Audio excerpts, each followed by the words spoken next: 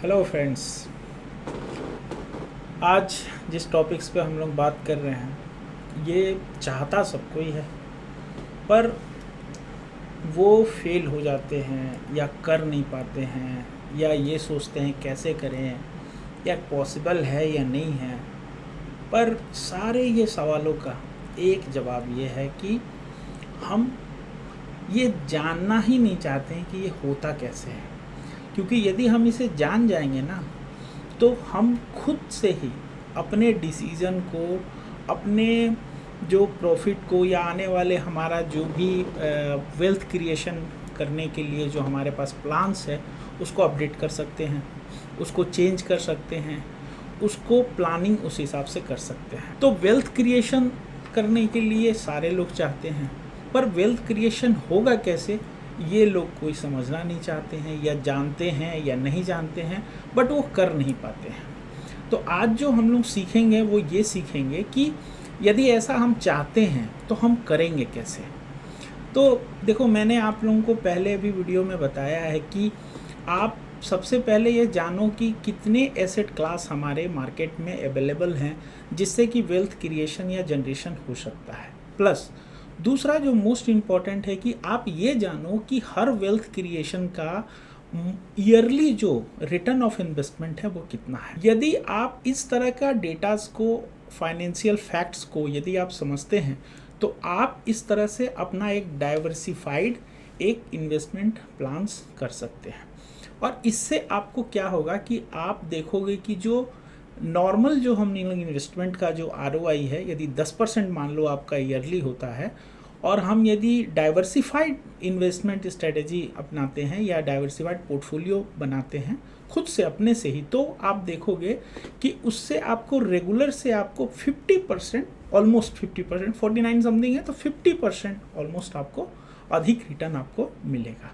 तो आप पहले ये समझो कि ये चीज़ें हो काम कैसे कर रही हैं। दूसरी ये देखो कि इसमें फंड एलोकेशन हमें कैसे करना और किन किन बातों का हमें इम्पोर्टेंट मतलब पॉइंट्स को हाईलाइट करना है, जिससे कि हम अपने इन्वेस्टमेंट को हाफ ईयरली या ईयरली उसको एनालाइज करके अपने इन्वेस्टमेंट को शिफ्ट कैसे करें। क्योंकि देखो, इन्वेस्टमेंट एक ऐसा है ना, कोई भी चीज़ हमेशा एक तरह से भागती नहीं है, हमेशा ऊपर की ओर नहीं जाएगी या हमेशा नीचे की ओर नहीं जाएगी।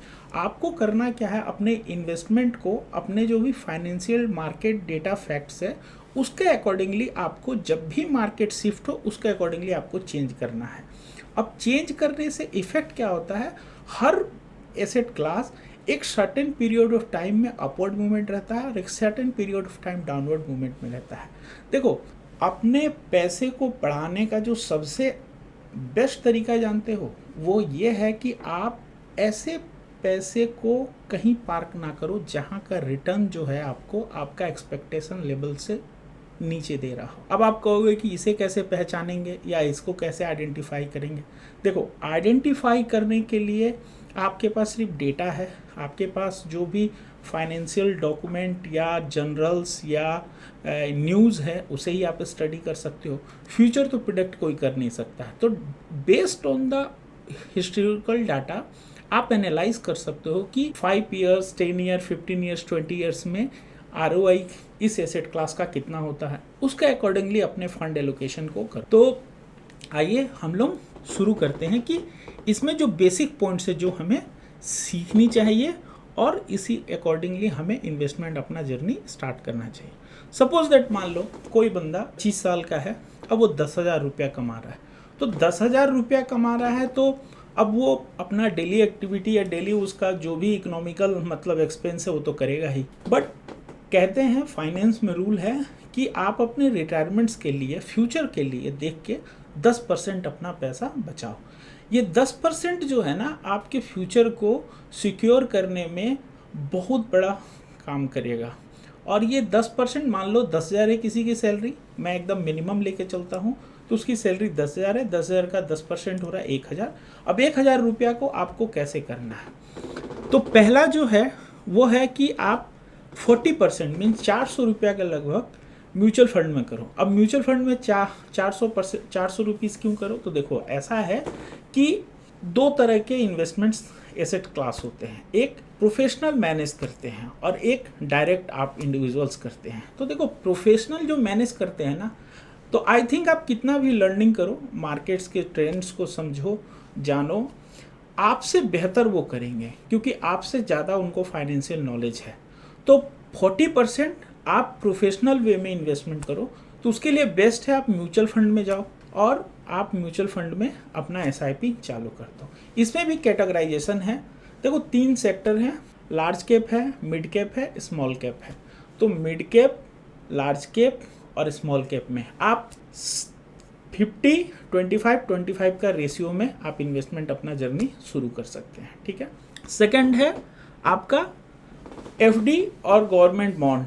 तो देखो आपका अपना इन्वेस्टमेंट के मान लो 1000 है तो 400 तो आपने म्यूचुअल फंड डाल दिया, 10% मीन्स 100 रुपया आप PPF या FD में जमा करो। अब PPF FD क्यों जरूरी है, देखो PPF क्या करता है कि आपको 7.1 का फिक्स्ड रिटर्न देता है, लॉकिंग पीरियड रहने के कारण वो पैसा आप टच नहीं कर पाते हो, तो उसको टाइम मिलता है, टाइम मिलने से वो बड़ा पैसा बनता है। और FD में जमा इसलिए करो कि देखो जब सैलरी कम है तो इमरजेंसी फंड तो हमारे पास होगा नहीं, तो बेहतर है कि वो एटलीस्ट जो 100 रुपया है वो एज ए इमरजेंसी फंड ही हमारे रूप जमा रहे। प्लस इसका एक और बेनिफिट है, सपोज दैट मान लो मार्केट कभी आपके एक्सपेक्टेशन से बहुत नीचे गिर गया है, तो आप ये FD से पैसा निकाल के आप उसमें डाल के अपने इन्वेस्टमेंट को रीबैलेंसिंग कर सकते हैं, या फिर आप एज इट इज़ 6% 7% जो भी आपका FD का रिटर्न है वो एटलीस्ट कम से कम उतना तो ईयरली उस साल का उस एसेट क्लास में उतने पैसे का आपका फिक्स है। थर्ड है ETF। अब ETF क्या है, ये इंडिविजुअल्स का ही इन्वेस्टमेंट, इसमें कोई प्रोफेशनल्स की ज़रूरत नहीं है। आप ETF में जैसे कि निफ्टी 50 है तो निफ्टी 50 के ETF में आप इन्वेस्ट करते हो, तो मीन्स आप इंडिया के टॉप 50 कंपनियों के में आप इन्वेस्ट करते हो, तो उसका एक इंडेक्स फंड है। तो इंडेक्स फंड क्या है कि निफ्टी बढ़ेगा तो आपका इंडेक्स जो ETF है वो भी आपका बढ़ता जाएगा। तो बेहतर है कि इसमें रिस्क कम है, एटलीस्ट शेयर्स, इंडिविजुअल शेयर से इसमें रिस्क बहुत कम होता है। तो आप ETF अपना स्टार्ट करो, एटलीस्ट 200 रुपया।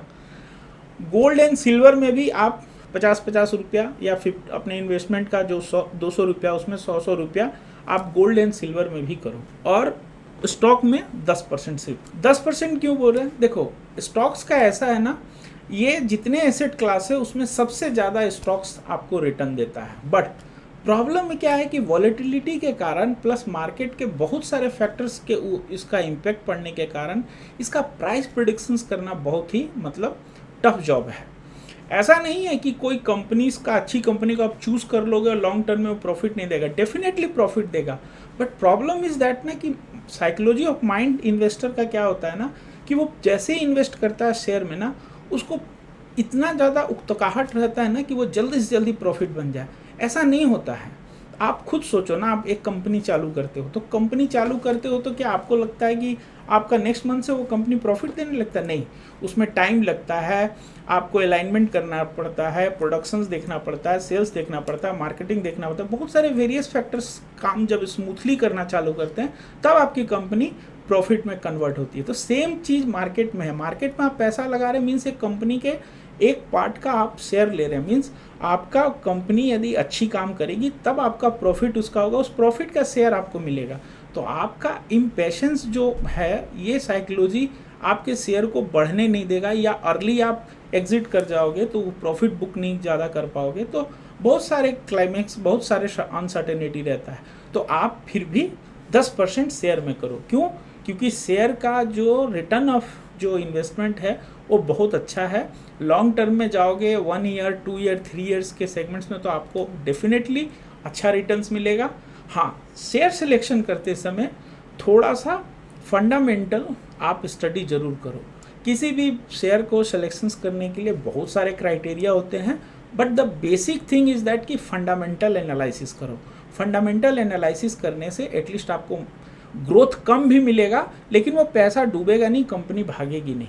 तो ग्रोथ देखो अच्छी हो, प्लस उसका फंडामेंटल अच्छा हो, जैसे बैलेंस शीट अच्छा हो, काम वो अच्छे कर रही हो, कोई ऐसा काम नहीं कर रही जिसको गवर्नमेंट बैन कर दे, तो ऐसे कंपनियों में आप लगाओ, थोड़ा सा समय दो, 10% भी आपको अच्छा रिटर्न दे के जाएगा। अब आप देखो, मैंने ये जो एसेट्स क्लास पे इन्वेस्टमेंट के बारे में बताया, आप देखोगे सिर्फ 1000 रुपया यदि आप करते हो, और ये 5 एसेट क्लास का हम लोगों ने इसमें डिस्कस किया, तो नॉर्मली यदि इसको हम 10 या 11% का भी ईयरली CAGR ले, तो आप देखोगे कि इसका हम लोगों के ऊपर जो इम्पैक्ट पड़ा है वो आपका 25 साल में आपको नियरली 3 लाख का आपको मिल रहा है, 23,62,711। लेकिन आप यदि इसको एसेट क्लास में फंड एलोकेशन करके करते हैं तो ये ऑलमोस्ट आपका 49% आपको एवरेज मान के चल सकते हो कि ये एक्स्ट्रा आपको दे रहा है, मीन्स